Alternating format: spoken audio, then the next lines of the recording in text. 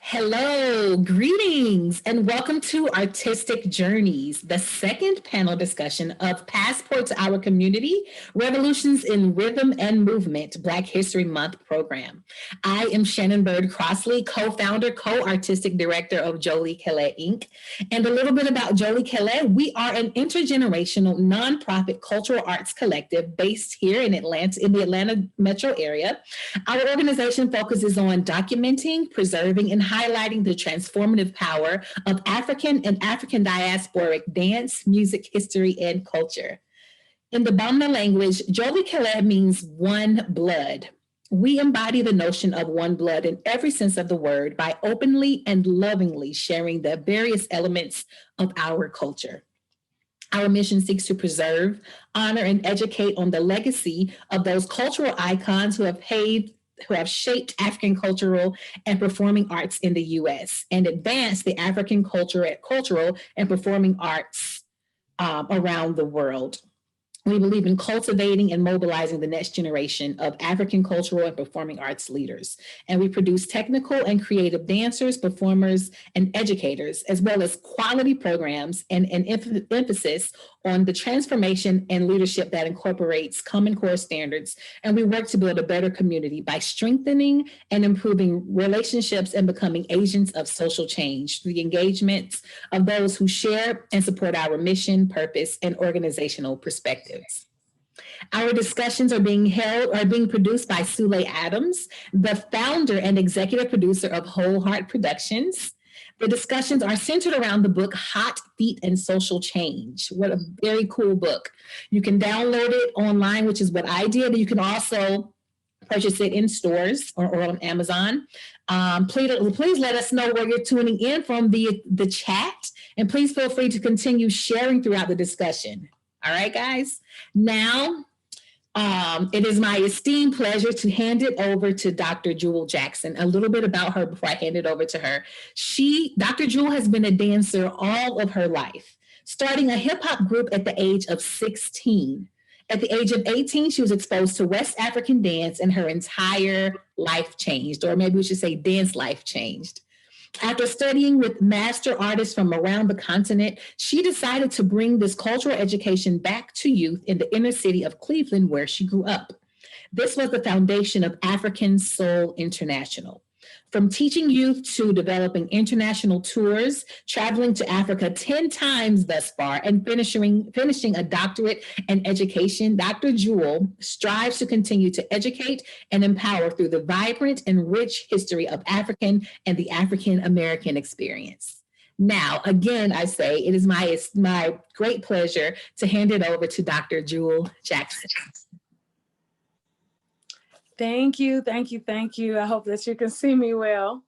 Good evening, everyone. Good evening, good morning, wherever you are in the world. Goodness to you. Thank you so much for being a part of today's discussion. I'm really excited. My name is Dr. Jewell. I am really just honored to be here and to be your panelist for tonight. For this discussion with so many esteemed and amazing artists that I have the pleasure of speaking with on your behalf. So my prayer is that this will be something of benefit to you. Please feel free to share this, like it, of course, like it, love it, share it with everyone, but we're gonna just jump right in. I wanna first address the first question to Mariama Curry. And I'm trying to look through, okay, there, she's here. All right, so I wanna ask the first question to the elder of the panel, not elder like super older, but amazingly fabulous, just a little more seasoning than the rest of us. And we're always blessed when we're graced with the seasoning of which she shares so wonderfully and so liberally. So Mama Mariama, I wanna open the discussion and ask how and when and where did you first fall in love with West African dance?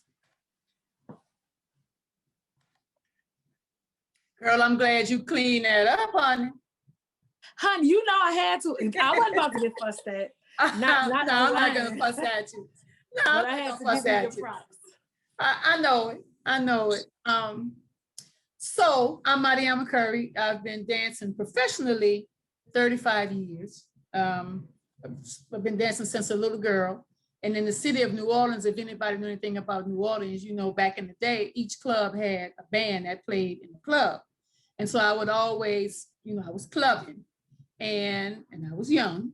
And they would always have dance contests, and I would always win the contest. I would always win the money.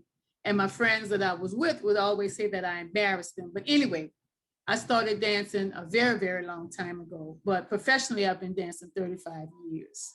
And so, Jewel, I'm sorry. Can you repeat your question, please, Love Bug? Yes, absolutely, Queen. So the question specifically, which I love your story because it actually parallels mine. But where did you and when did you and how did you fall in love with African dance specifically?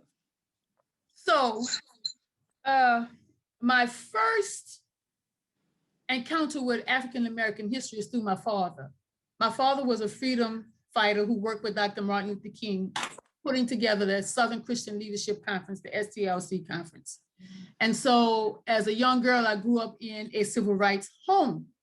And then as a young girl at 14 years old, I joined the Black Panther Party. I was the youngest female member in Louisiana to join the Black Panther Party. And so I just fell in love with the stories of my people and how wonderful the stories were, because as everybody on this panel know, most of the stories that we've always heard was always dark and ugly. But as I did my research, I found that those stories were not as dark and ugly. And so through that and going away to school at the Jackson State University, I always knew that I wanted to dance, but I've always wanted to do African dance. And so studying political science at Jackson State University as my major and a minor in pre-law, I began to follow my dream and dance. So coming back to New Orleans, Greer Goff-Mendy had a school called New Orleans School of the Arts on Dryade Street, which people now call Aretha Castle Haley. So I would go up to Greer's studio. I would take jazz class and ballet class and so forth and so on. But there was an African dance group there that was working out of a studio. And I was like, yes, this is where I need to be. African dance has always been my love. Always, it's always been my love. I love dancing, but African dance holds my heart because I love telling the stories, as some of you guys know so very well, putting the stories of my people on stage. And not always African people, but also African-American people. I'm working on a piece right now called The Powers of Black, where we talk about Dr. Newton and Fred Hampton and Kathleen Cleaver. So it's excerpts from a couple of their speeches that we're doing movement to. But African dance has always been my love. I love it, love it, love it, love it. It is so powerful. It has so many stories that have been told, but also that need to be told. But I like to do things from a traditional standpoint, because I think a lot of times the tradition is not always told. I think a lot of times the tradition doesn't get understood. I think that's a very great point. Boy, I was trying to minimize the light. I think I kind of made it worse. Felt like I was shining a little too bright, like too much of a diamond. So let's see if we can adjust here at all. Wow, is that super duper bright, Mom? You're fine. Okay? You're all right, fine. Thank you, Quinn. Thank you. If you say I'm good, then I'm fine. good. You're fine. I ain't gonna worry about it no more. All right, so I love how you ended that with the fact that our stories are not often told. And that's really, at this point, incumbent upon us, right, as cultural bearers, to really share these amazing experiences, these amazing stories that we really have been privileged to be close to and to learn at the feet of so many masters, from Papa Camara to, you know, of course, Mamadi Bass and Asan Conte, and so many amazing, amazing, amazing leaders that continue to bless us. I want to circle back to you and I want to ask you, how is it that you feel that we need to move forward, specifically in this virtual space, to begin to tell those stories? So I'm going to let that simmer. And in the meantime, I want to ask that initial question to Brother Atiba. Brother Atiba, welcome to the stage. We would love to hear from you. Hello, everybody. Hello, everybody watching on Facebook. My name is Atiba Rory. Um, I fell in love with Africa before I was born, thanks to the efforts of my parents. Um, my mother and father are from North Carolina. They're both from rural areas. And when I say rural, I'm talking about farmland in the South. They both grew up working on a farm. I spent my summers working on the farm. But through the arts, they met. Both my parents were into theater. Um, and through the arts, they found Africa. Therefore, before I was born, Africa was in my house. While I was in my mother's womb, I would hear African music. They would put drums on. My dad would drum to put me to sleep when I was in my mother's stomach. So I fell in love with Africa and all of its riches before I was born, thanks to my parents. I'm very grateful to them for that because that has informed my life path and my destiny. Um, that's pretty. I guess I answered that question. Thank you. Yes, sir, you did. And thank you for that. Thank you for that. I now want to ask that same question to Sister Tambra. Hey, Tam. Peace and blessings, everybody. Um, Mama Mariama, greetings to you. So good to see your beautiful Good to see you face and too. hear all Yeah, of your wise words. Thank you for sharing that. thank My you. brother Atiba, thank you for that lead in. That story is beautiful. Um, I can just imagine your father playing for you in the womb. That's absolutely beautiful and touching. So I think that I got bit by the African dance and drum bug quite later than Brother Atiba. So I was in college, and like Mama Mariama, I started dancing in jazz and modern, but I started kind of late. I was 14, which is kind of late for a girl to begin dancing. I was in high school, and I had some exposure to some kind of, just very general African dance classes and drumming, but it wasn't until I was in college when Mama Takwase Oshunlade Osahini had Ayolawa. We had an audition for Ayolawa on the campus of CAU in the AU Center here in Atlanta, Georgia. And it was a gathering of college age folk who were the extension of Barefoot Ballet at the Mhm. time. And I was a part of Iolawa, the joy of the people. And our kinetic energy together whenever we would be in rehearsals, the level of smiling and laughter and fun and pure absolute joy was totally captivating and kept me coming back. And that led me into my career and my life with Giwayan Mata after having met Omelika Kuumba when I was in college as well. So I would say around 17, 18, 19 years old was when I got bit by. Amazing, amazing. And thank you for sharing that. I love that we do have that diversity within our community. And it's basically a tribute to the fact that there's no specific entry point. It's never too late and it's never too young. So that absolutely was beautiful hearing from Brother Atiba of uh, how his dad would drum for him. What a beautiful testimony about how how critical it is what we do for our babies in the womb, and how that then can later turn and pivot and channel them into their full destiny. So looking forward to hearing more about your story. My sister JoJo, welcome.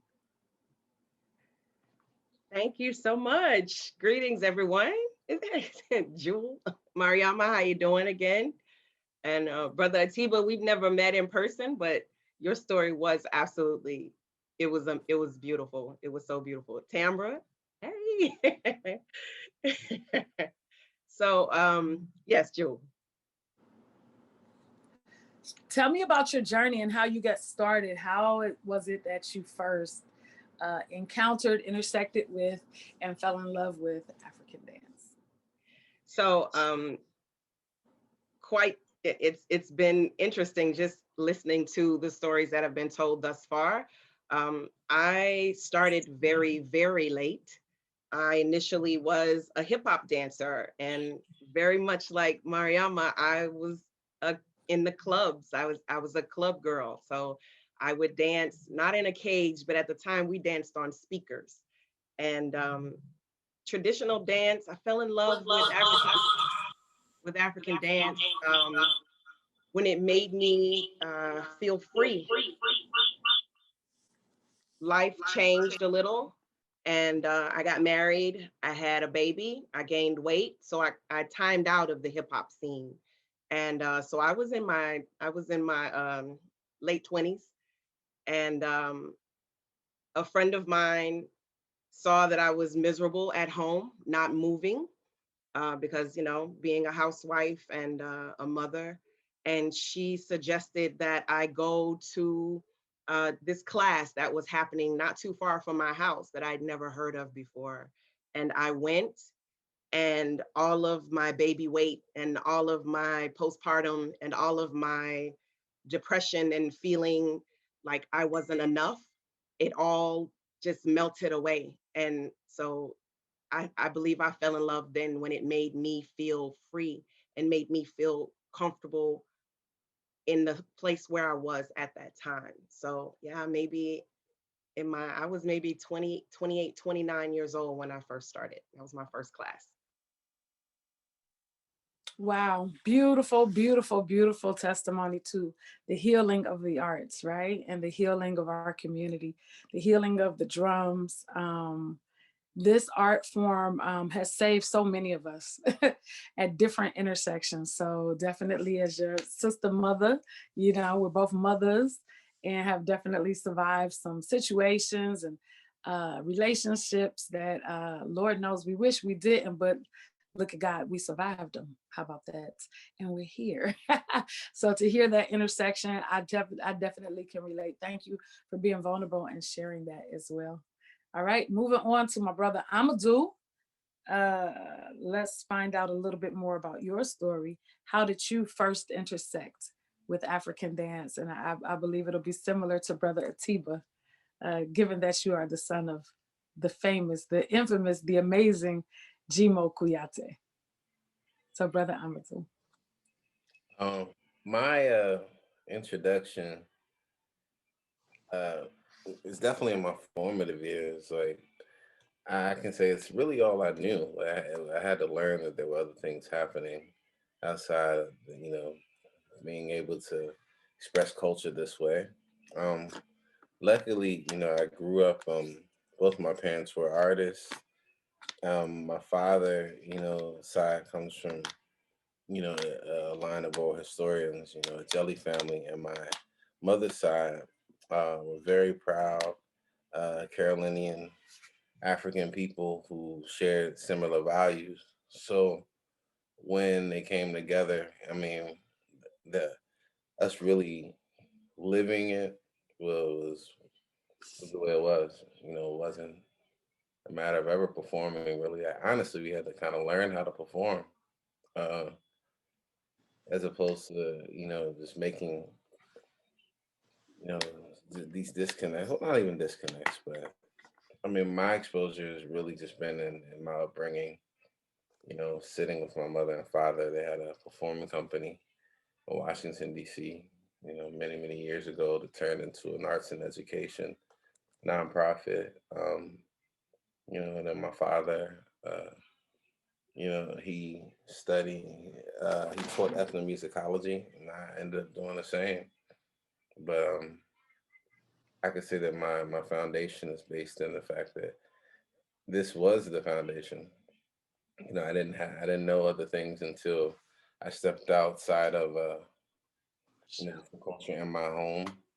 And I found that there were many other folks who were part of the larger community that I was a part that shared a passion and interest in preserving and articulating their life experiences through, traditional and contemporary African music and dance. So I guess that's my story.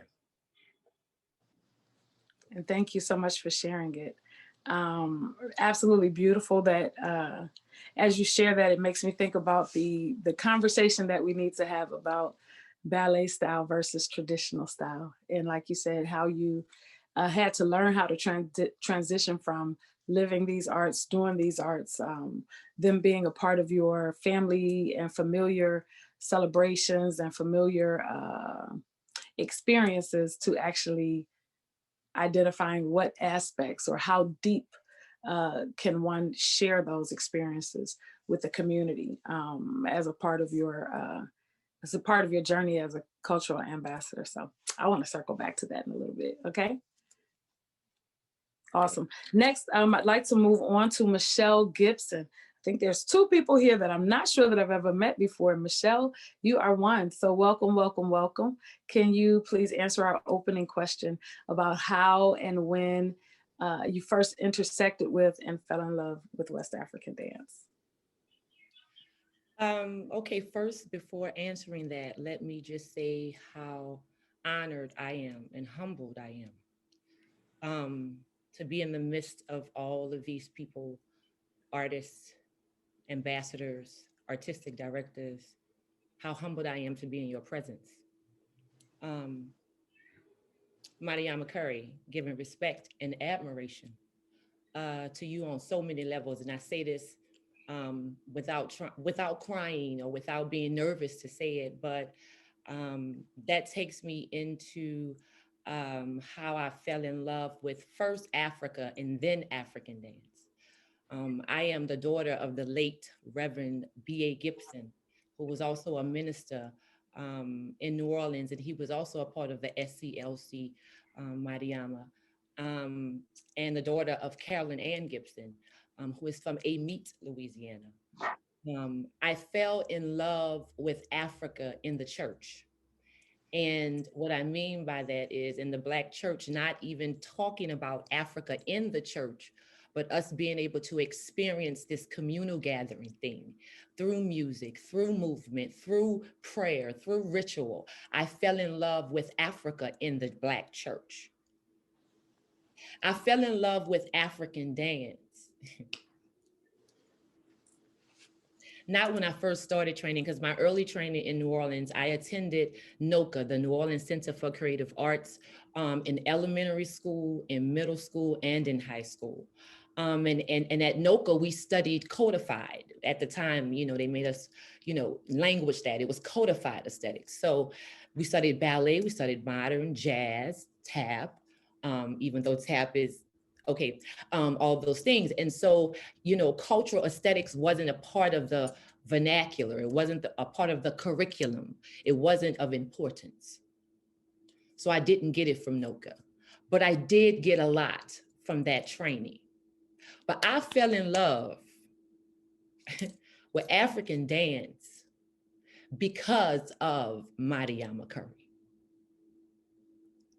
Joining her company in Kafo, traditional African dance company, changed my perspective as a Black dancer. It changed my life. It made me realize what really was important. And that's who we are in our training. So it was Mariama Curry who brought to the forefront, like the same way I was training in ballet with the warm up, center floor, progressions, and then you do maybe a choreographic phrase. I saw that also lived in African aesthetics as well. And I appreciated it. I appreciated the rigor from the training. So I fell in love with the dance, with Africa in church, but I fell in love with being a student of African dance, traditional African dance from Mariama Curry. Thank you. Thank you.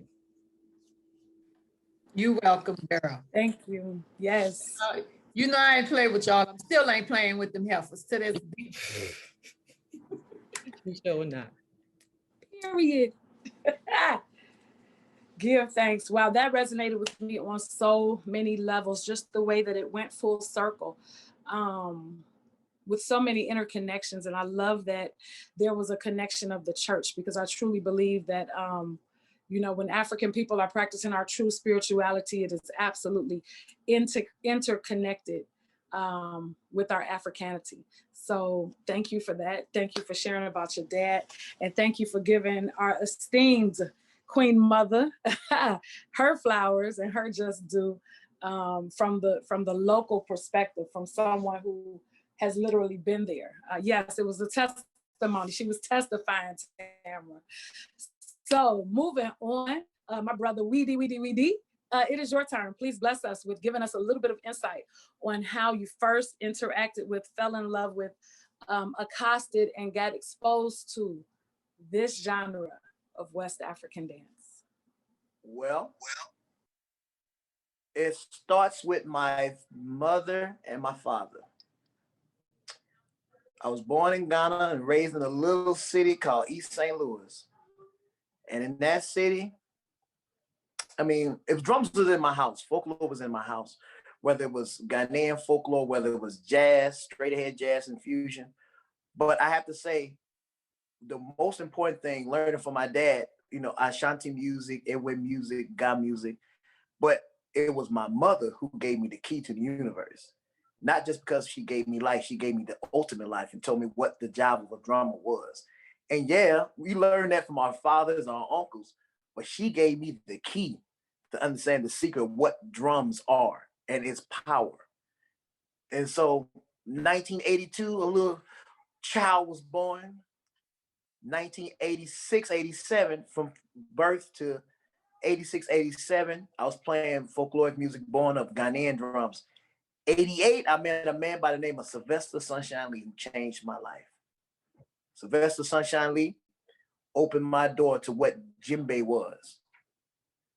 From Sylvester Sunshine Lee, I met people like, of course, Mordechan. Of course, people like Laji Camera, Papa Camera, who else? Abdul Doumbia, Khatab Sissoko, on and so forth. And then throughout that, I had another very unique culture in my life. Ghanaian music, djembe music, jazz, funk, and we all know the home of jazz is where? New Orleans. Because my mother's family is from Uptown.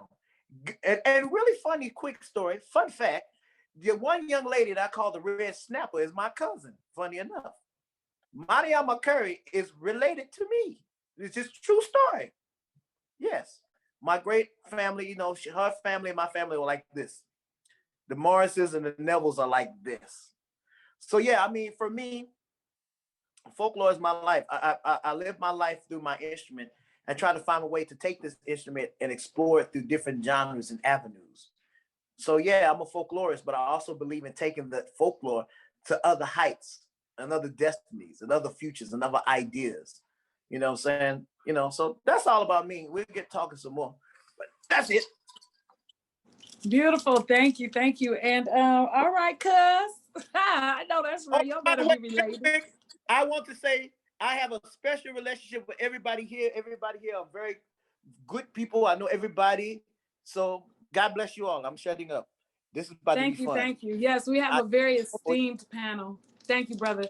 And I would love to hear you chime in as we do circle back and talk about exactly how we envision taking this art, this tradition, this art form out, especially in the virtual space. But I love what you're doing in different genres and how you always really attribute it back to your mom. And I would love a little more insight in terms of how you felt it was watching your mom as a female drummer navigate through these spaces and what specific lessons you may have felt that she gave you. So we're going to circle back to that. But with this first question, I want to now hand it over to our very last speaker of the panel, obviously last but not least, Zakia Cornish. Hi, everybody. All of you all in virtual land. Am I supposed to just talk, Jewel? I guess everybody already know the question at this point, right? So I could just kind of hop in. You don't really need to re-ask it. I would say, one, I just want to first open up and say I'm really blessed and grateful to be in this space with all of you all. And I will definitely say, as the baby who have grown up under all of you. It is such an honor and privilege to like really sit on this call and have sort of like that lineage kind of be represented here. I would say that I have a similar origin story like Michelle. I first fell in love with African dance under the tutelage of Mariama Curry. Her and Papa Abdullah Kamara started a children's African dance company. And this was, I would say maybe around 1990, somewhere in there. I had tried, I guess, Kelly School of Dance, which was like your typical dance school where you studied tap, ballet, and modern. And I had fun. I enjoyed it. But my mom, Jada Piju, wanted me to kind of have a deeper connection with African culture and sort of my history. And so she enrolled me into cool African dance. I think I just went and took a class, and I remember showing up with like sweatbands on. I had a sweat headband on. Like I was ready, y'all. Like I was so prepared. Like I was about to go in there and do my damn thing, right? And then lo and behold, Mariama was like, "What you doing? Get that together. You gonna go back. You gonna get your technique together."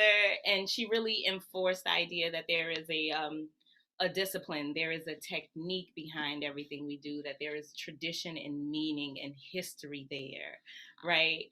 And to be able to connect to that and to be able to feel like I could breathe through that and contribute to that space, I think is really when I fell in love with African dance. And I've been doing it ever since.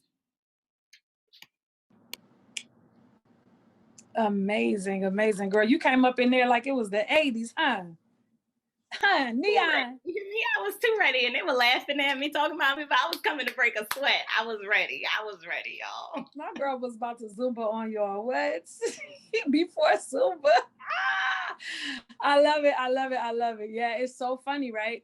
I think I was listening to someone who had taken an elder in their family with them to a dance class. I think it was in Atlanta.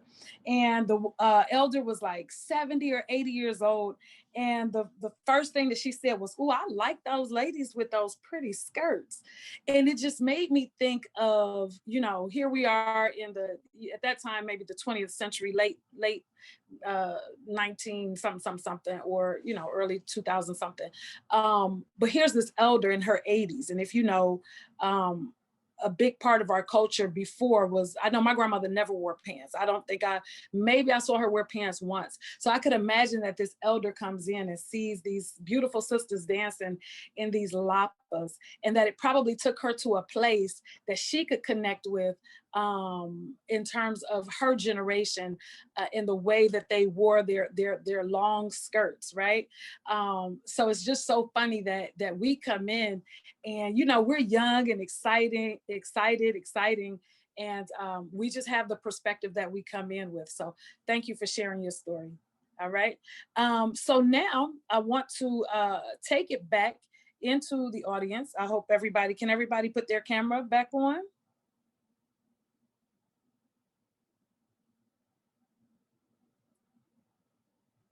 Awesome. Yes, aerobics. That's what I was thinking. Someone said, yeah, you were the girl on the Martin episode. You was trying, girl. You were trying. All right, beautiful. So let us move the conversation forward a little bit into the question that I've kind of sprinkled out there. I can't see everybody just yet, but maybe, let's see here. Okay, now I can. Let's talk a little bit about, now that we've better understood kind of how you came into West African dance, arts, and culture, can you give us a little, and this is for nobody in particular, and actually we can really just go through the same format unless people have a pressing answer that you'd like to just move forward with, or if someone wants to just pass, where you see African dance at now in terms of the how it maintains and retains that cultural identity, that cultural nuance, that cultural authenticity, how you see that, and then how do you see that transitioning within this virtual space? Where do you see African dance going in the virtual space. But I would first like to get an update and kind of a check-in on where you see it being now. And we can start in any particular order, but I actually asked Mama Mariama if you can bless us with the first answer. I think what needs to be happening, what needs to be cleared in a lot of instances is what direction you're going in. Like I said earlier, for me, I love the traditions and I love being able to put those particular stories on stage or teaching that particular folklore. And so when you're dealing with someone's ethnic group, then you have rules and guidelines that you have to follow of that ethnic group. Again, that's my directions that I go in. It's like New Orleans with the second line. Like somebody wanted me to choreograph a second line one time somewhere up north. And I was like, what? You really have to experience a second line here to understand how it really goes. It's things that we do. Do it make sense? Is it making sense? And so in studying the traditions, as Michelle can attest, or Zakia can attest, even Weedy can attest, that for me, I'm not gonna mix stuff up. I'm not gonna do that. But again, that's my personal choice. And so where I see it going is I think that when there's a contemporary piece, or when there's a piece that's enhanced by whatever, it needs to be made clear, because as we all know, things get mixed up and things get distorted, and people who really don't really know, that they think this is the way it goes, not really knowing, just hypothetically, that this is a little touch that Michelle put on. Just say hypothetically, Michelle put this little extra touch on Sonsonate. And so when people see it, by it not being explained that this is Sonsonate, but I put a little touch on it, people think that's what it is. And then things get confused and things get distorted, and people saying, oh, but I saw this and I saw that. And I find a lot of that going on because there's no conversations about this is what I'm doing. And so to keep that confusion down, and to keep that confusion down, I think that it needs to be made clear by those of us who are performing, or those of us who are putting together pieces, or those of us who are putting pieces on stage, so that your audience is clear and they don't have no misperceptions about what you're doing. It needs to be made clear. The other thing that I see a lot, as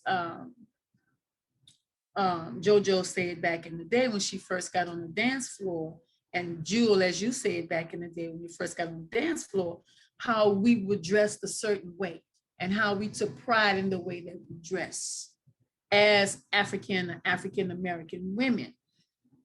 I don't see that a lot in this day and time. I see people on the dance floor with a becho on, and you tell them that is your underwear. And they say, well, I wasn't told. Well, I'm telling you what it is.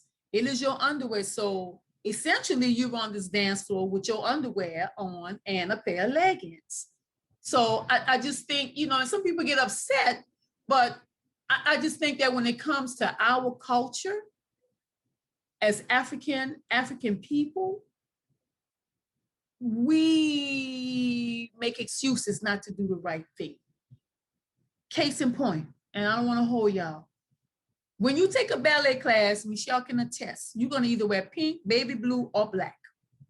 And your hair is going to be in a bun. You ain't coming there with all this weave and all that. That's not going to happen.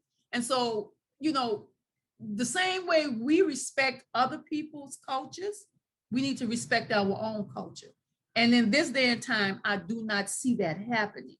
I don't see it happening. And I'm not saying everyone is like that, but a lot of them are like that. And then you have the, how can I say this?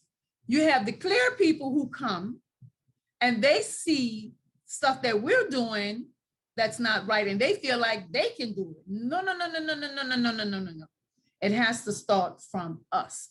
We have to have that pride in what it is that we're doing to make sure that they don't feel like they can do what we do and cross that line and then go around and perpetuate something that they don't really know is about. That's just me. Ma'am, you said a whole word. Ma'am, ma'am. I think my light just burnt out. So I'm gonna be really funny with this lighting. For those who don't know, I had to, Lord, she said bass show. So I had to go get y'all an idea of what she's referring to. So this is a bass show. The little string to tie it. I'm just showing it, not because I'm trying to show somebody some drawers, but it's cute. You see, it's cute, and somebody could say it's got strings on it. It's a little lapa. I could just put this on and put on my tights and 5, 6, 7, 8. But as she said, this is African lingerie. So I just have this as a sample piece, not that, nothing personal. I just happen to have one or so around and wanted to give the audience a visual of what the mama was referring to. Now, mind you, somebody could say, hey, that's cute. Look at the little, it's handmade, it's hand woven, it's hand crocheted. It's got the little shiny balls on it. It's beautiful, but that's not the culture, right? Yes. For that. Atiba, Weeded, and Amadou know what that is. And they know where it go. And they know how it go. They know how it go. They know. Yes, ma'am. No, I don't. Don't lie, you do. Lord have mercy. Family business. So, so I mean, you brought up so much, Mama, right? From the concept of how other ethnic groups are actually observing what we do, and before that, the need for the conversations, and the conversations have ended in such a way that now class has almost become aerobic. Right. And so how do we still maintain these conversations about culture when maybe people are not getting together as a company and having that company head that really stresses and emphasizes that we are here to preserve culture versus we're here to do a good show.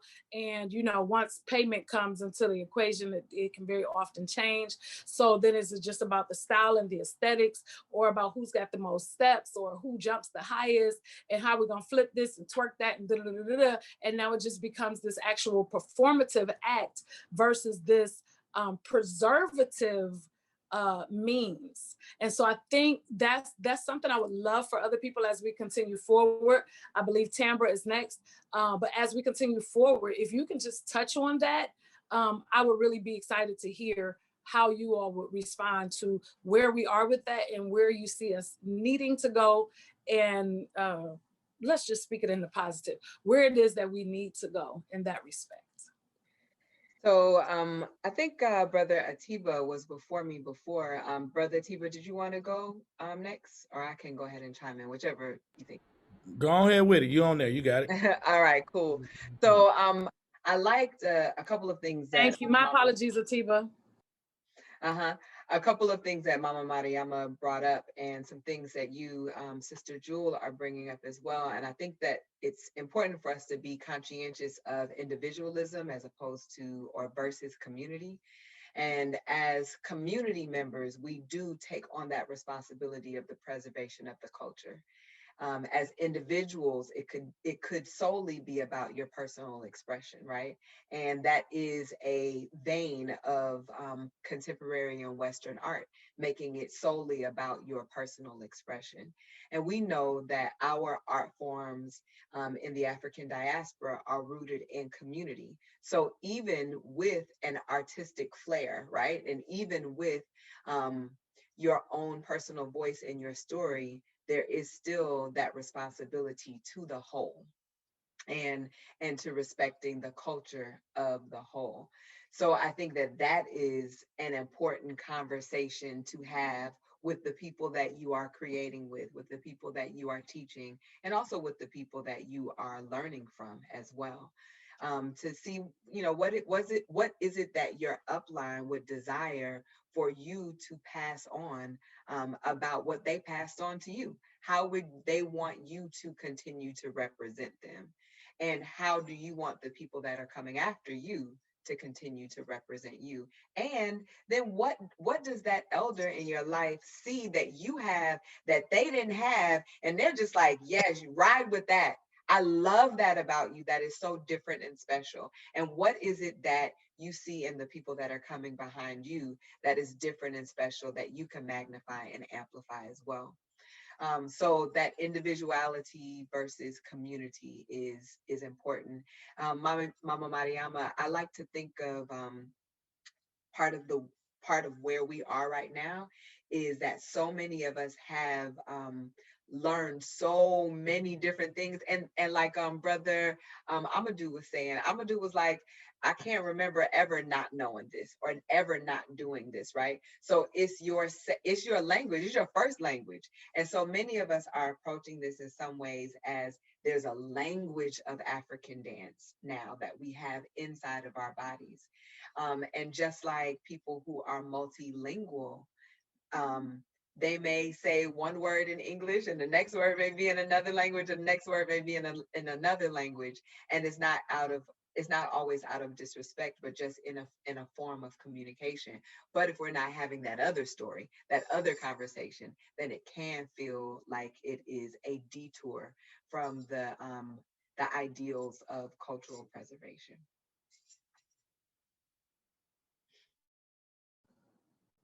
Okay, thank you for that perspective. Can we go to Brother Atiba? Can you chime in on that question? Can you repeat the question again? I want to be sure I'm speaking to the right thing. Absolutely. The question is, and I'm trying to readjust this light. The question is, how is it that you see West African dance and drum currently in terms of its trajectory going forward? How has it changed? How do you see that it has changed? And how would you like for it to change? And what recommendations would you give for it in terms of preserving the culture through these virtual opportunities that we currently have? So I think that it's going both directions.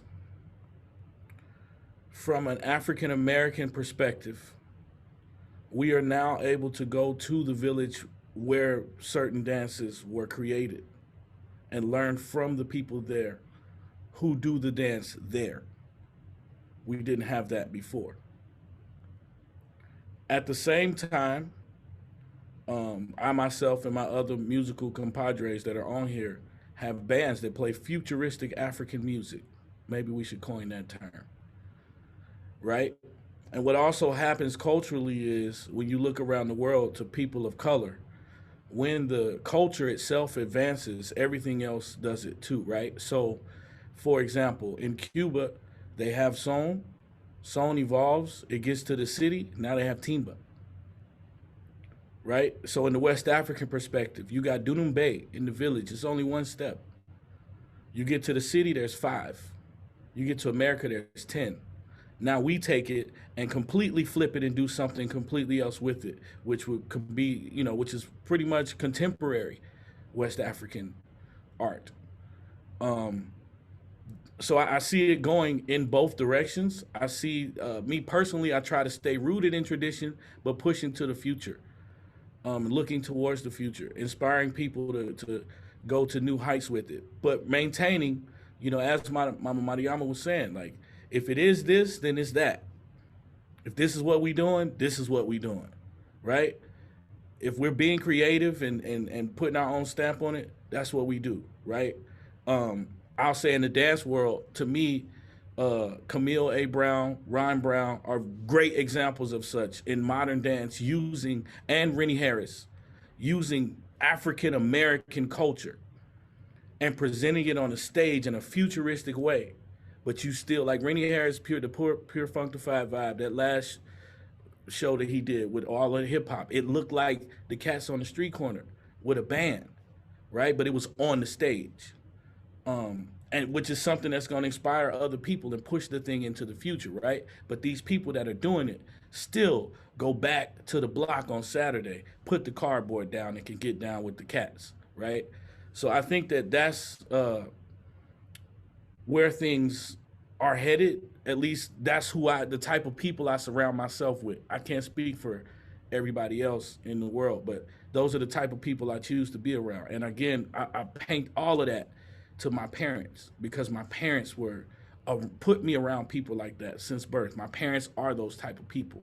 The other thing that I really would like to as well add to it is that now that this thing has expanded in the way that it has, right? It's grown from simply dance class on Saturdays, the performance on whenever it is, the school show whenever it is, to now we have 501c3 organizations. We have, people have LLCs. There are all kinds of things, right? And it's growing. I think one of the things that we here need to take advantage of, and maybe Amadou is somebody who could really speak to this part, is artistically, there's an entire side of things financially that I feel like African or traditional African arts is not necessarily exploring in the ways that could be possible, right? In the sense that, the National Endowment for the Arts is a real thing. There are all of these other entities and organizations, right? Like, I feel like it's important for us to grow and branch out and show this thing to other people because it is so powerful. We know what it is that we have, but if we just only keep it with us, right? The way that we got it was because people from Africa felt like, okay, let's display our cultural power on stage. And then that transformed our entire world here. So I think that we can continue doing that, reaching in both directions, reaching to the future, being creative, coming from this place, this solid ground that we stand on artistically as well and culturally. So can I ask Atiba a question, if y'all don't mind? I don't see no thumbs up, thumbs down. Yes, ma'am. Please continue. So Atiba, when you said in terms of the arts taking into a different direction, can you expound on that a little bit for me, please? I want to just get a clearer understanding. I understand, but I don't understand what you meant. Right. So direction meaning the things that are possible with the art. We can be just as creative with this art as all of our artistic counterparts, as in every other genre of art. Things progress, right? We have this tradition that we're based in and rooted in, which is something that most don't actually have, which is what keeps us grounded and stable, and the protocols of it. For me, the art, more important than actually the art itself that I learned from all of my teachers is good character. Right? That's the thing that I got from it. Now, if I'm moving with good character, I can be creative in multiple ways. I can take the idea of, okay, the Dunumba and the Sangba converse like this. This is how they talk to each other. But now I can create my own rhythm because I understand how they work. That's what I mean as far as going into the future. And as well, dance-wise, there are many people dance-wise that are doing it. And I use those other folks because they're doing it with a different type of dance, what we contemporary or modern American dance. But the things that they're doing are still rooted in culture, right? Like Ron Brown's material is still, you look at it, it's still rooted in some cultural aspect. That's why it speaks to us in the way that it does.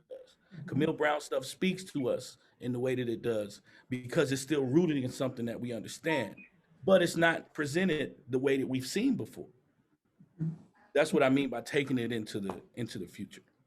Yeah, I mean, I totally agree, and I don't want to take up nobody's time, but I think I totally agree with you, but I think what everybody here needs to understand, and that I've looked at it for many, many, many, many years, and I'm still looking at it, is that in a lot of instances, African drumming and dancing is not looked at or looked upon as an art form.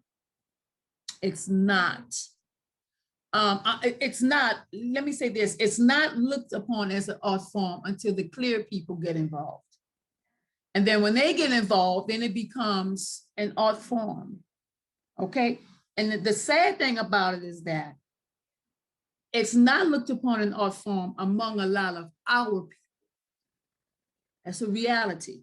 And so you guys, as the younger generation, it's incumbent upon you guys to make sure that everyone understands that this is an art form.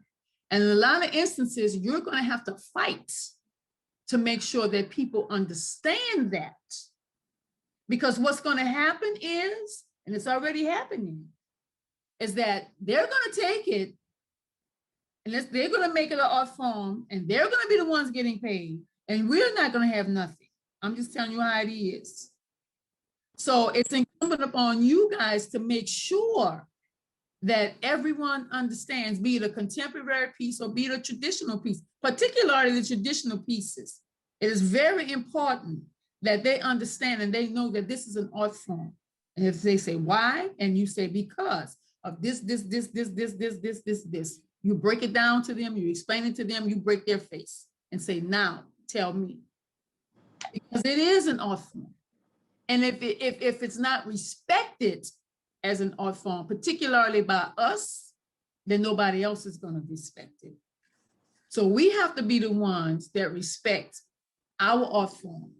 We have to be the ones to respect what we do and let folk know that, okay, this is this, and this is how it's done, and this is why we do it, and this is how we do it. Because as you know, they can come in and change.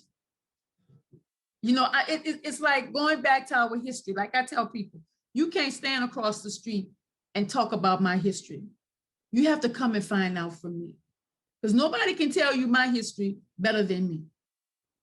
Nobody.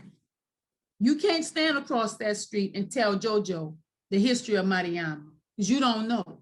You think you know, but you don't know. You have to come find out from me.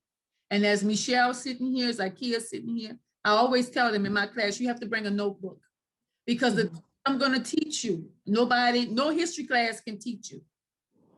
No history class. So you always have your notebook and your pencil and your paper. You talk about your teachers. You get with your teachers, you have your pencil and your paper. You write down the things that they tell you, because no history book can tell you the things they're going to tell you. It's an oral tradition. And because of that, Mama Mariama, that's why nobody can take it from us, because of elders like you, because of the teachers that we have that have poured into us and maintained that authenticity. I'm in total agreement with everything you're saying, except that they're going to do whatever, because we're not going to allow them. Not in this day and age. We refuse. And I think the reason why so many of us, myself, Dr. Issa Lama, chose to go so far in the academy, so that when we walk in the room, they have to open their mouth and say the handle. It has to be Dr. Jackson. And therefore they have to find their place and they have to listen.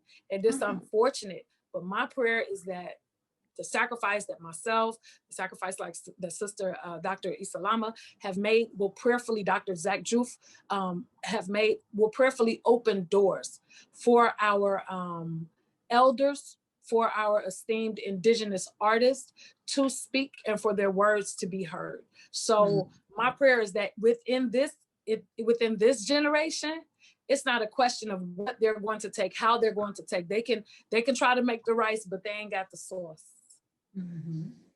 We're gonna keep the sauce in the family. Brother Weedy, you had something that you wanted to say? Yeah, I was listening, and I'm listening, and I'm very interested to talk about one thing. I just want to throw this on the table. I mean, we're talking about tradition, we're talking about history, we're talking about past and lineage. So let's break down the history of information. And what is the importance of information? And how do we get the information we got now? And how is some of this information turned around, bent around, upside down? And the question we ask ourselves is, where do we go to fix that? Where do we go? Where do we start to fix up what we got? Yeah, we learned something from someone that passed it down to us that we learned, right? But the question I have is, where do we go and how do we fix this? Because like you said, Mariama, you was talking about the clear people and coming in saying, well, that's not the right way. That's not the correct way. But let's keep it 100. 99.9 of the point, they right. I hate to say it, but the information that I think we have to do for us, and not saying that we out here teaching incorrect bullshit. I'm sorry, because I'm gonna be cursing. I'm a cursor. I'm saying, but what I am saying is that we have to come to a point where all of us that are doctors, we ourselves have to go back to learn how to research our own folklore correctly. We don't look at it like this because we know we learn from X, Y, and Z and X, Y, and Z with so-and-so this, but let's break it down. Those people don't come from no ethnic groups that they're teaching. That's the fact. We've been doing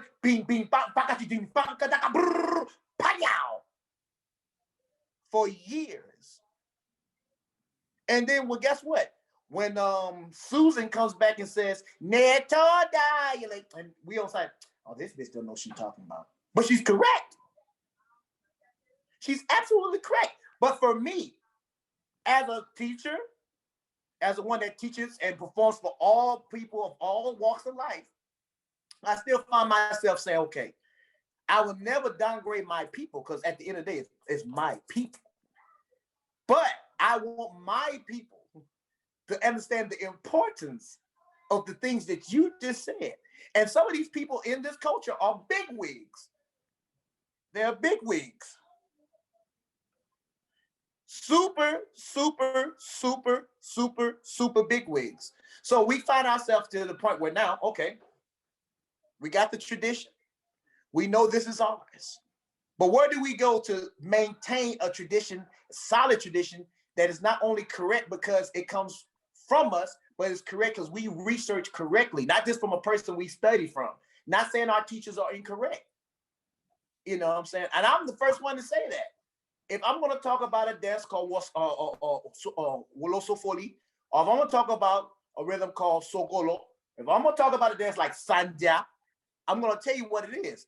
I'm not going to say we do Lamba, we're going to sing some Ola Bo Mansia and talk about it's for Mansa Musa. No, it has nothing to do with Mansa Musa. But what I'm saying is that we need to go to find the root of where all this stems from our true folklore, where it all stems from, and then start from there. This is not going from my teachers. This is not going from nobody else. But it starts off with, like Mariama, like you said, that was powerful. Very powerful. It starts off as saying our tradition starts somewhere powerful. And before we can go and talk about it anywhere else, we must fix what we have in our own backyard. It must be a certain way, because that's how we pass things on. A leaf is great, but if the root's jacked up, the leaf don't mean shit. I'm done. So how do you recommend that? How do you recommend that study get started in terms of a quantifiable step-by-step action? Because I think that the challenge that a lot of people have is really access. Everybody may not have access to going home, right? Or to going home and knowing. A lot of people don't know people outside of the sphere of influence that they have, right? So that's a great question. Can I just jump in real quick? Yes. And as you add, help us with solutions. How do we fix this in this virtual age? How can we use this time where we are absolutely interconnected through these Zooms and through the computer to actually rectify that situation that you brought up, which is a valid situation? Okay, I want to say real quick thing, because a lot of people are very educated. We're in the age of technology. Mm-hmm. We are in the true age of technology. We didn't have, everybody here, if you was born in the 70s and early 80s and 60s, 50s, no one had direct internet. The internet was our teachers. My internet was the liner notes to the albums. I would read the albums. I would read Logic album. I would read Mama Keita's album. I would read all these albums and read the liner notes of these songs and dances. Find a way to connect the dots. Then I would ask people questions like this dance, because we would talk about the dances, but a lot of these people that was teaching these folkloric dances wasn't necessarily from those areas. So when we heard like Woloso, well, what the hell is a Woloso? And we was like, it's a slave dance. And we took it and we ran with it. It has nothing to do with his slave dance. Even going deep to Sanja. What is Sanja? Well, it's Lamba. No, why do people in Mali never consider it Lamba? Because Lamba means instrumentation of instruments that goes with Sanja. So I'm saying that all to say is that we have to find how to research. And how do we research? We find out the name. We find out the ethnic groups. We find the name of the ethnic group. We find out what is a caste system. What is this caste system? What is the last name of the caste system? Why is that caste system important? Did they farm rice? Did they plant peanut? Did they use certain tools? Who made the tools? What are the caste system for the blacksmith? All of that is connected to everything we do. The life of African folklore is no different than a tree with roots at the bottom. If we can find what root goes with what, you find the line of the dance it goes to. That goes with music, that goes with song, that goes with everything. But the problem is that because at a certain time, we had to grow and learn certain things. Because like Mariama came up through the Pan-African civil rights movement. That whole time she was getting folklore because she was getting back herself, getting culture back for her. She was gaining back African culture for her. Everything African was love. So what if we were doing bing, bing, bang, bada? It was love, but it was something that was powerful that went with it that was important to have. Because one thing that at the end of the day, don't give a fuck what we play, spirit is real. That's one thing that's right. Yeah, we were playing all that but it's something more spiritual of doing that then than folks doing it correct now. I'm gonna do before you go. The answer to that question is, as Weedy said, if you're doing a piece that's mundane, you're not gonna go to somebody that's Wolof. You're gonna go to somebody that's mundane because that's their ethnic group.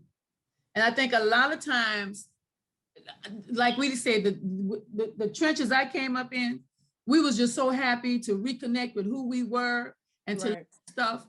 And we learned shit. And then so-and-so came and they said, no, that's not correct. I'm mundane. This person is not mundane. So what we had to understand was that all of us is in the ballet. We are all in the ballet. And here come Michelle. Michelle danced her ass off with Kasunde. All right? But okay, I want to call Michelle, but I don't want her to teach Kasunde. I want her to teach Jale Don. But Michelle is not, she's not of that ethnic group. Right. So how is she going to teach you somebody else's folklore? And so I had to learn that, you know, we all in the ballet, but everybody's not Wolof. Some people are set, some people is Wolof, some people is Manding. So you had to go whose ethnic group that is. And Michelle might be Manding, but that don't mean Michelle knows the culture. And if you understand, if you look at the clear people, I hate to say it, but in this day and time, the clear people don't go to the younger generation. They go to the elders in the village because they're the ones who know that story. They're the ones that know that story. So just saying that to say that I had to learn that if I wanted to do something that was Serer, I had to go to somebody who was Serer, that knew the Serer folklore. I had to go to Madame Fat because that's Madame Fat. If I wanted to do something that's Wolof, I had to go to somebody who was Wolof and knew the Wolof culture and knew what we needed to do and how we needed to do it and what did we wear and what did we sing.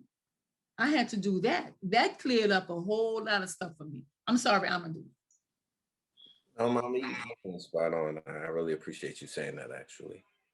The only reason I've been writhing in all of this is because, like, I really connected to, I think, the question Dr. Jackson is posing, right? I'm always coming from the frame of mind that, you know, like, sometimes we don't know the seeds we plant until they turn into weeds, you know what I mean?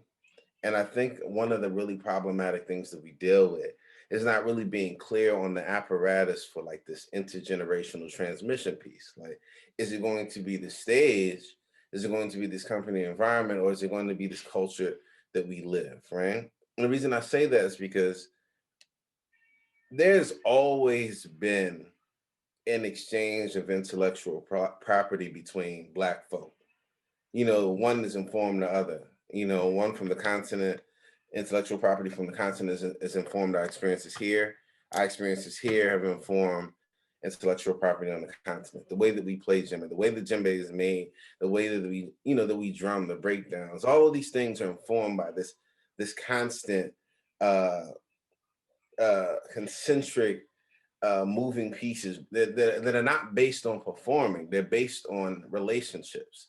So in the times when, you know, you have the mamas and babas who are part of their re-Africanization process, then, you know, they weren't relearning it to perform, and they were learning it to really get this reclamation of culture and identity.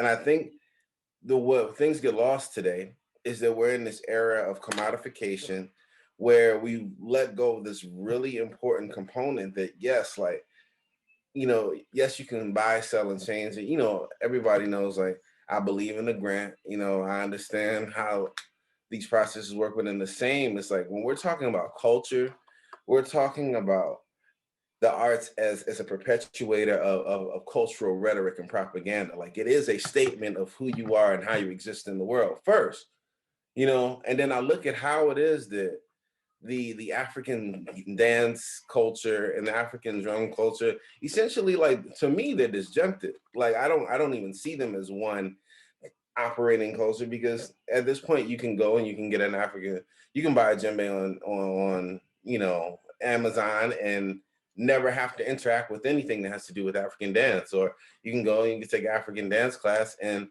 you know, by far, maybe you'll see a musician there. Hopefully you see a Baba that actually has some tenure in this that could teach you if they hadn't been put out to pasture for one reason or another. You know what I'm saying? So we have all of these different dynamics that, to me, they start in how we operate and deal with one another as people. You know, and just like you were saying about someone having to come across the street and come to you to learn culture, like, I really believe that it exists that way even today, even in this information age.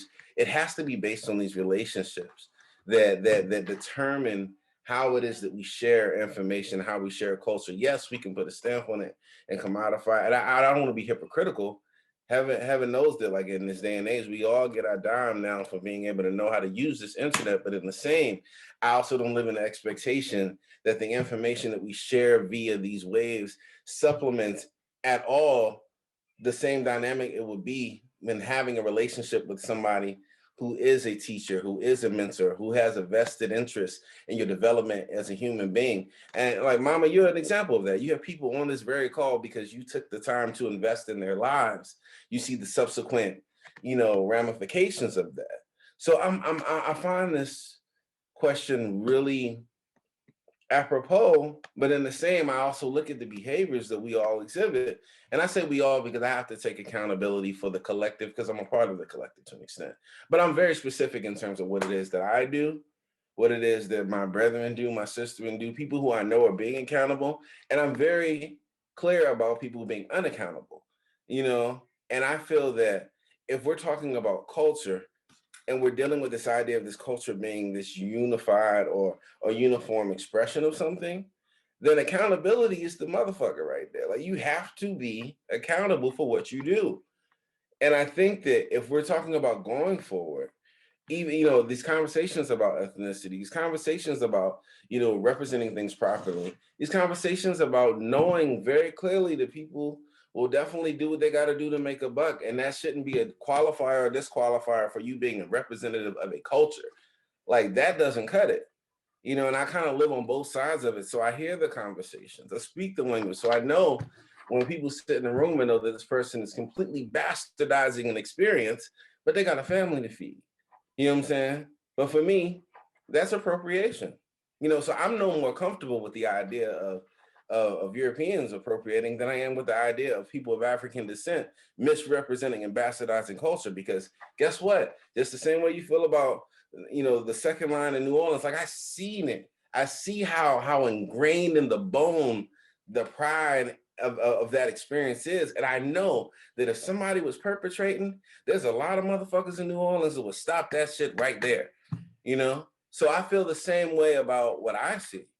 And my experience is an African born in America of Manding culture, who I wasn't just raised by jellies to play this stuff. I was raised by the hood guys. I could walk around by the doughboys and be protected because I had a djembe on my back. That's culture. That has nothing to do with the drum and dance. The drum and dance is symptomatic of those things. And I think that the further we move away from maintaining some semblance of cultural integrity, the more problematic it's going to become. Because I'm not really threatened by outsiders. Just like on the continent, like you have for hundreds of years, people sat at the border, they couldn't get past the force. So what? Internally, we betray one another and we become successful. Hold on.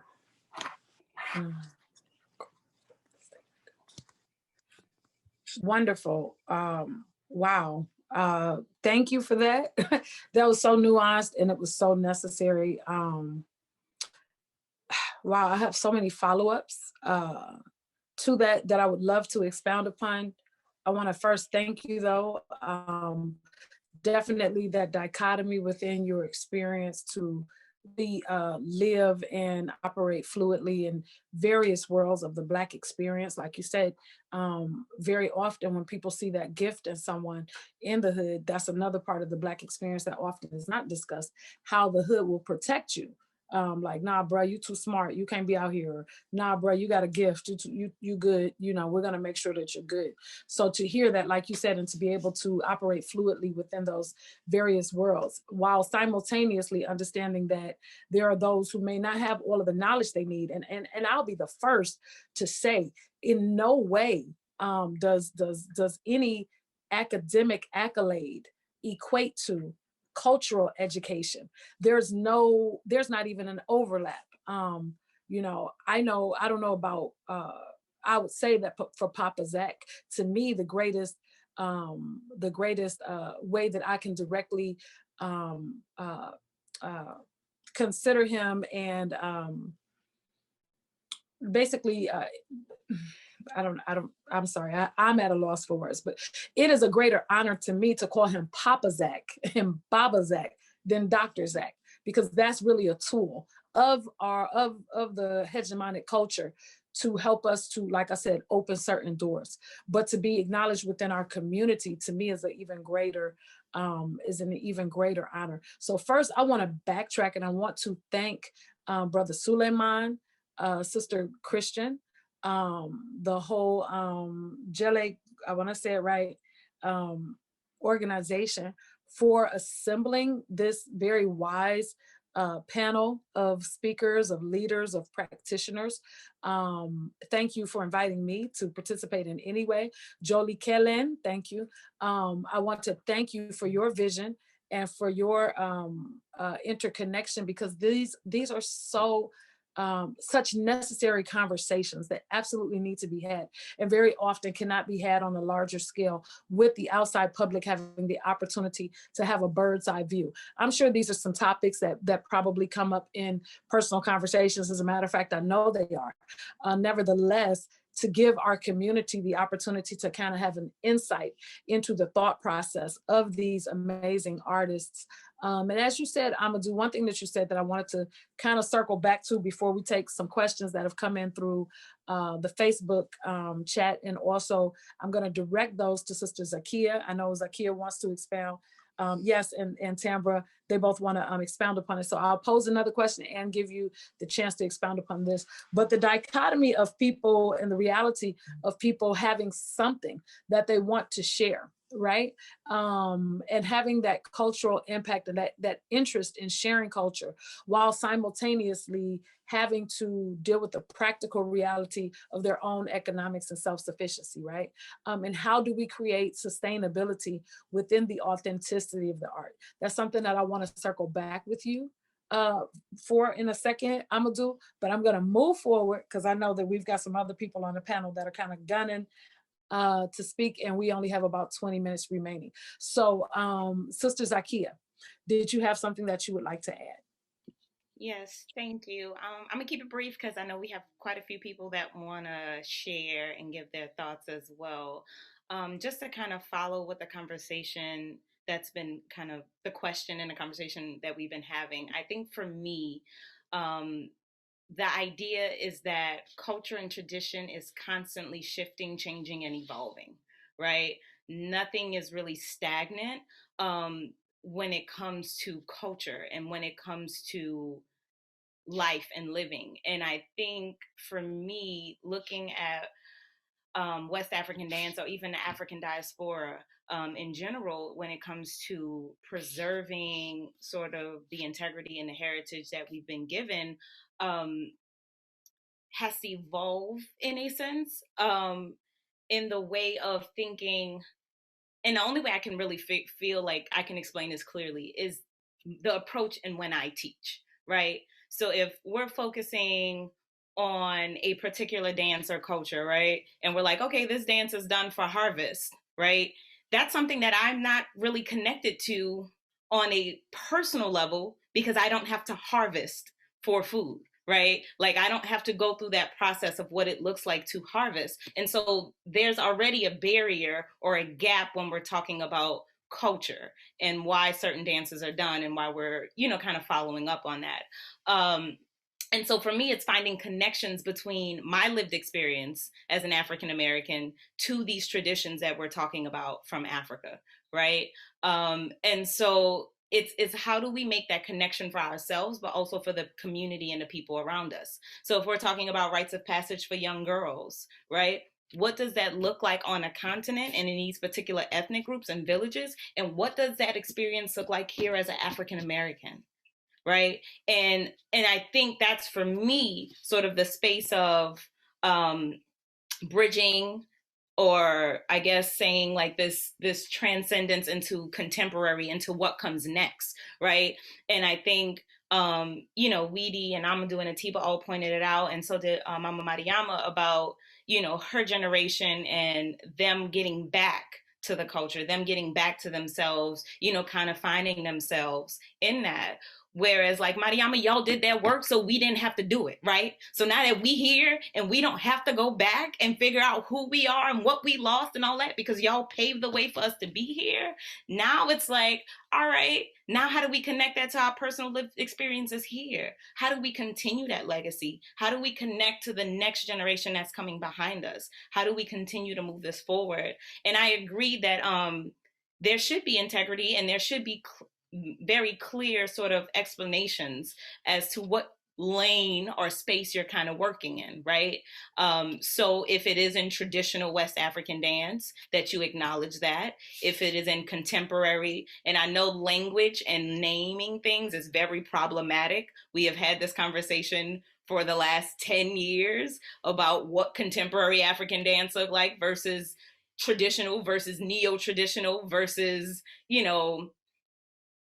African, I don't even know, y'all know it gets wild when we start trying to label it. But I think there is a space for us to do both. And I think there is a way that, one, I also totally believe that you cannot do contemporary African dance or any version of that without studying the actual tradition and culture first, right? Like there's no way you can say that you're taking this tradition out of Senegal, this practice out of Senegal, and you learned one step of Sabah, and now you're talking about you're creating this contemporary works based off of this one movement, right? You have to learn language, you have to learn a history, you have to learn a culture in order to take it forward. But I guess, I just say all that to say that I feel like my path and my calling in what Mariama and all of my predecessors have done is for me to find new ways to forge forward, right? Is to find new ways to bring meaning to this art form to my life. And I'll just leave with this last thing. I heard an elder of mine say that when they taught their kids, they taught their students that this is a form of prayer and worship. This is where they go to work out their problems. This is where they go to connect to God. This is where they go to really build that, right? And so if I get stuck on just trying to memorize or decipher or figure out who or what particular step ethnic group, all of that things. I've disconnected myself from God, right? And this is, again, just my personal thought and belief on it, right? And that's not to say that I don't have the capacity to do the research and make sure I am doing the research, right? But I think the bigger picture for me is making sure that we continue the essence of connecting to God, to our spiritual practice through this movement practice, through song, through drum, through dance. With that, I'm gonna be quiet and I'm gonna move it and share the floor with Tambra. Thank y'all. Thank you, thank you, thank you. Yes, we're going to move on to Tamara. Something interesting in what you're saying, though. I wonder, as we consider it from that standpoint, are we then allowing anyone and everyone to then say, yeah, I'm just going to say this is my praise and worship, and therefore I have all the license to do whatever? While I believe, you know, you have the cultural integrity, right? That's the challenge, right? When we open up that door in that respect. Something that has come up in our chat, which I'm appreciative of everybody behind the scenes having these additional conversations that unfortunately you guys are not privy to, but it's happening, is how we can begin to reconnect these conversations in our conferences. Because just as Mama Mariama said, it used to be a time where you did not come to a conference without a notebook. I was so glad that she said that today. Dance class is not like that. It's more like aerobics. So I want to move on to Sister Tambra and definitely get your point of view in this regard about this specific question. Thank you, sis. Mm-hmm. Absolutely. So, Sister Zakia, you and I are over here twinning in thought process, and I'm so grateful for you having articulated so much so well. I like to look at our African diasporic cultures as some blueprints for me, some blueprints for living. There are many experiences that descendants of Africa and descendants of indigenous people here in America have had on this soil that don't have, that are missing some context, right? We've been rites of passaging, but maybe not in super formal ways and formal ways. And so what is that ritual? These are questions that I ask myself sometimes. What are those rituals looking like? What did they look like 50 years ago? What did that ritual of a girl becoming a woman look like 50 years ago in Atlanta, or 75 years ago in Oakland, California, where I'm from, right? And what does it look like now? What does it look like now, having been informed by African diasporic cultural practices? What does it look like now? What does it look like now for people who've been informed by some of those practices, but don't know a specific culture, right? That don't have an inlet to know exactly what mending people would do. What does that look like? And how do we honor those stories and those voices through these art forms in ways that are not, that don't neglect the importance of the origin, right? So as I talk about a blueprint, blueprints are super significant. You can't do nothing without a blueprint. And you keep referencing the blueprint while you're building, right? And while you are taking it up to the next level, you keep going back to the blueprint, the blueprint, the blueprint. And so as I have been utilizing my artistic voice in the works that I've been creating, I keep going back to the blueprints. I grew up in Oakland, California. I'm in many ways very far removed from some of the things that happen for people that are indigenous to the continent of Africa, very far removed. And my everyday is here in Atlanta. You know what I mean? Is here in Atlanta. So, so as I listen, I'm so grateful. Weedy, you know, I be calling you and be like, okay, so where is this from, and why do they do this, and what does this mean, and what is this, right? Because Weedy, you're like a living encyclopedia for me. And you allow me to access some things that I would not be able to maybe access on my own because of the pace of my life and other things that are happening. So I'm super grateful for the research and information, Atiba and Brother Amadou. So super grateful for that. And I'm also grateful for that part within me, like Sister Zakia is talking about, is that place where I'm utilizing this as a form of my worship, and I'm utilizing this as a form of my expression, and I'm utilizing this as a way that I can give a little nugget back to someone else to ignite their journey of discovery so that they can begin to dig deeper. I don't have the desire to completely replicate. I don't have that desire. I want the people that know those things in that way. If you want to show it in that way, please do. And I will be glued to the screen or glued to the stage, right?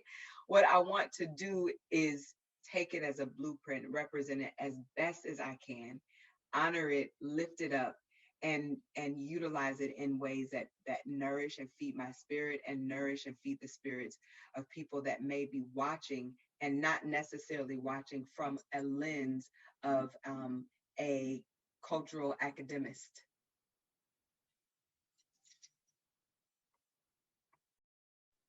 Yes, ma'am. Thank you. Thank you. Moving on to JoJo. Can we get a response from you on this specific topic?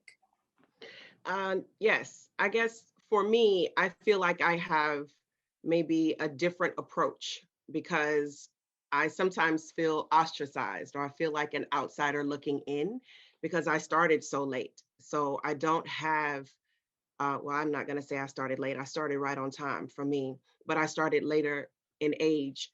And so for me to see the progression from when I started until now, I see African dance now as people viewing it as a commodity. And that hurts me because it's not a commodity for me. Like I said, it helped completely turn my life around. It is something that I feed to my children, and it is something that I try to share with the children in my community as well as the adults in my community. I started with one teacher, and I studied under Musa Diabate until he told me it was time for me to go find a female teacher so that I could learn other aspects of the dance and the culture. But studying under him, I still call him now and ask questions about songs. I still call him now and ask him about particular dances, where they're from, where they originate, and all of that, so that I can make sure that I share that as I teach, as well as with my company. I always tell my company members, we are folklorists just simply because of where I get the information. So what I know, you know, and you're not here to perform. If you want to just perform, I'm sure there are a couple of places here in Houston that you could do that. But when you come with me, you're going to learn all of the base, all of what's behind what it is that we're doing. Because yes, conference is Zakia hitting on that. Conference and connecting with community, it's church for me. And I would like to see, if at all possible, some type of regulation. How is it that ballet and other disciplines of dance are so clear on who can teach and who can't teach, on who can perform and who can't perform, and how they're doing it? Why does that exist in other disciplines, but it doesn't exist in this particular art form that is based on people's culture and their way of life?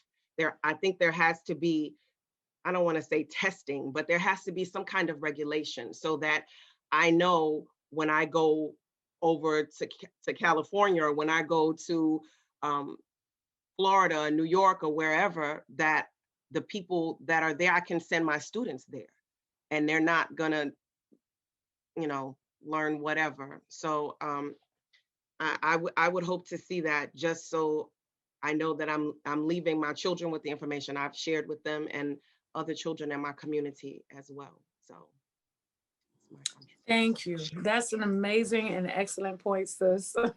We're going to move on to Sister Michelle. And I do want to inform people who are in the chat. We did get the questions. Unfortunately, boy, this is a topic, and this is such a lauded and knowledgeable panel of people. There's no way that we're going to be able to get to all the questions. So we were just talking about how this could be a 4-hour plus dinner type of situation. So we want to make sure that we keep it somewhat concise. This is the starting point. Again, we absolutely want to thank our host organization for pulling this together. And you guys let us know how important these conversations are to you so that they can continue them. Because again, this is a starting place, but there's no way that we will be able to actually encompass all of the various different questions, all of the various different points, even with, we've literally asked 2 questions. And they're just so rich, and they're so far that people can go. Sorry about that, I just had something else coming up. So I want to give everyone on the panel an opportunity to speak. So I want to now move on to Michelle Gibson. Okay, so there's a word that's kind of like hanging in my spirit. I'm listening to everybody speak, and this word is just hanging there. So accountability, right? When we talk about accountability, there's so many topics that have been spoken on, and this definitely has to be extended. But when you talk about accountability, there's a responsibility that the community has, right? That starts even before you hear the drum.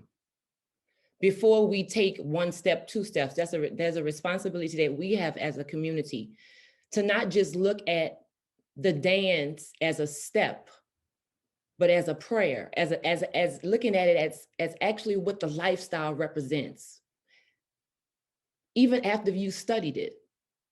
So do you study it to just do it as steps for the rest of your life that has no substance? Or do you study it because you are really yearning to live inside or try to get as close to what the experience of the dance really is, right?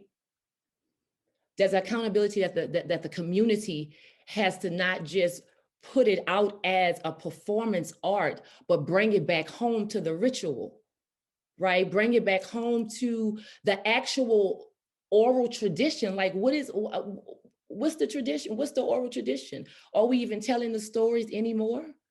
Like verbally, are we sharing that if we can't communicate it through movement and music? Also, there's accountability with who is teaching the now. Who is teaching? The thing that I've always kind of tussled with was whomever I studied under, I dare not question Miss Curry. When I was in her presence, she was my teacher.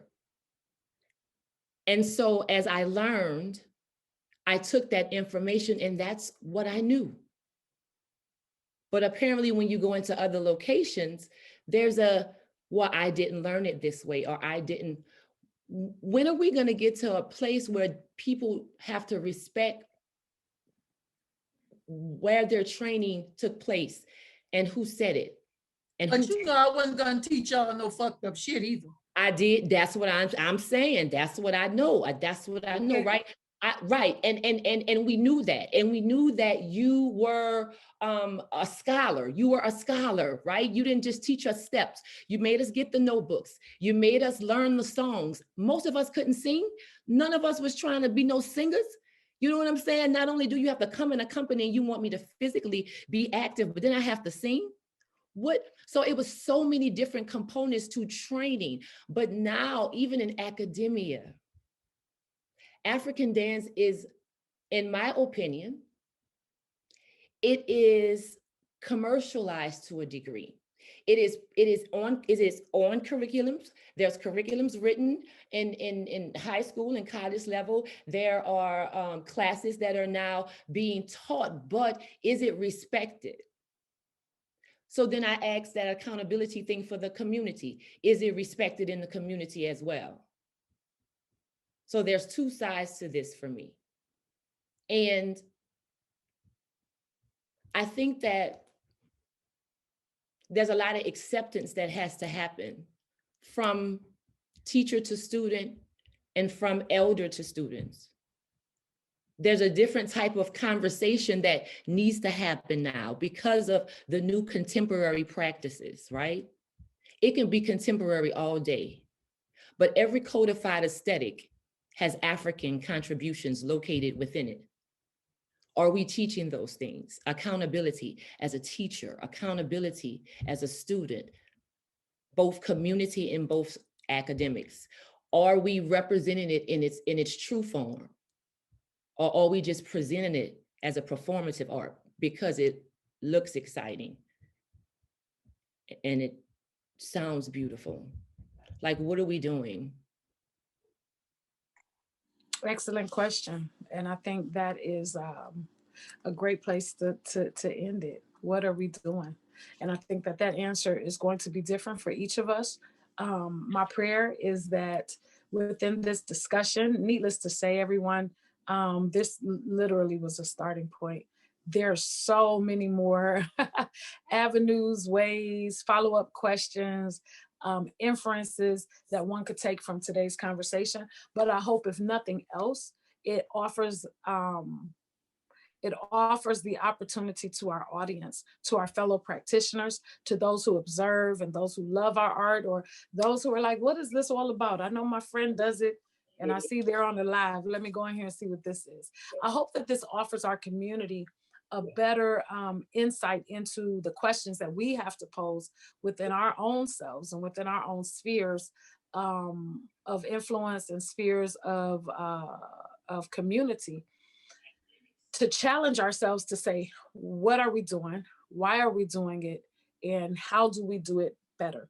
And what is our focus? What is our goal? What is our mandate on behalf of the elders? So there are some subsequent conversations that are happening within the background that are, I think, going to guide us and inform our next steps.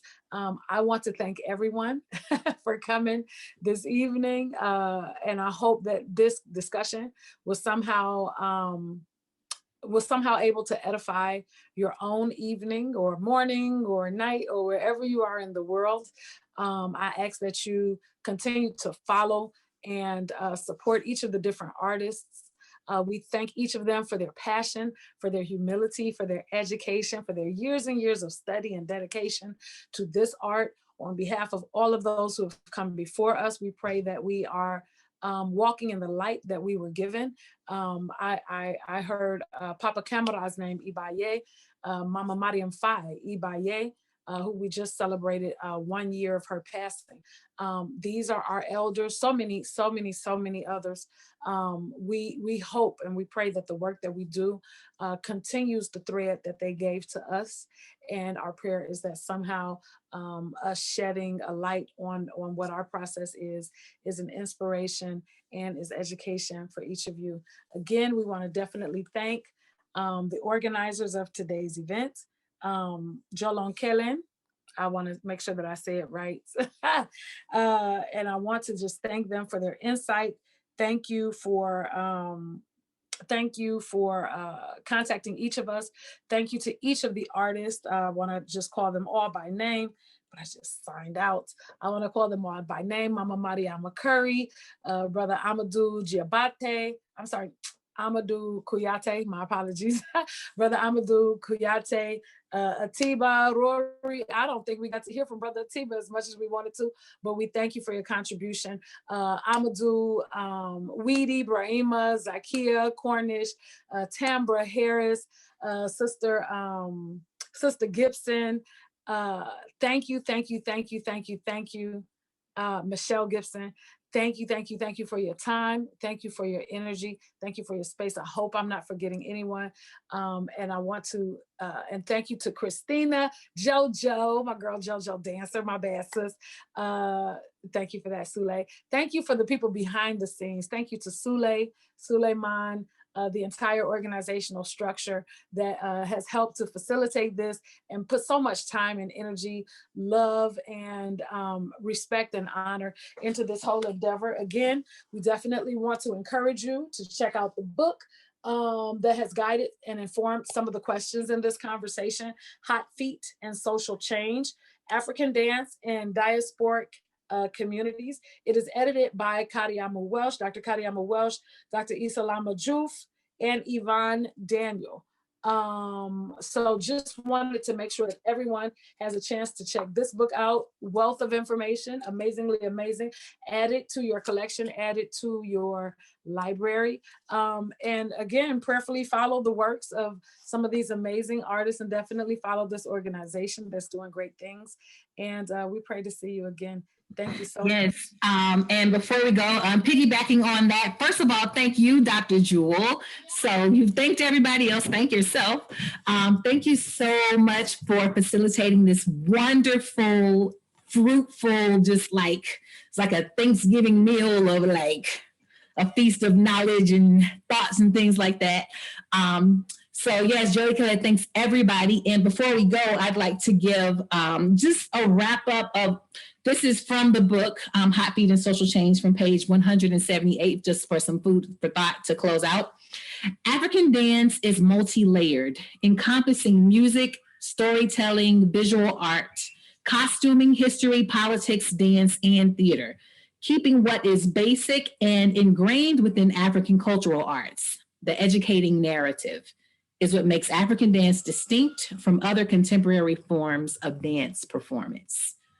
So that's basically reiterating what everyone said. Pick up the book. To everyone on Facebook world, thank y'all so much. I'm enjoying reading the chat and everything. We hope you guys have enjoyed tonight's discussion. For everybody, join us for another Sunday Fun Day, Valentine's Black History Fun Day tomorrow, taught by the lovely Sister Christian and Brother Cody. Also, guys, in Facebook land, we are a nonprofit organization, and we would love, love, love, and appreciate any donations. Right now, we're dropping in the chat where you can send your donations via PayPal or Cash App. All right, guys, thank you again so much, and we will see you guys next Saturday for our panel discussion. And also, check out our website for our awesome, awesome virtual concert coming up. All right, thank you guys so much. Before we go,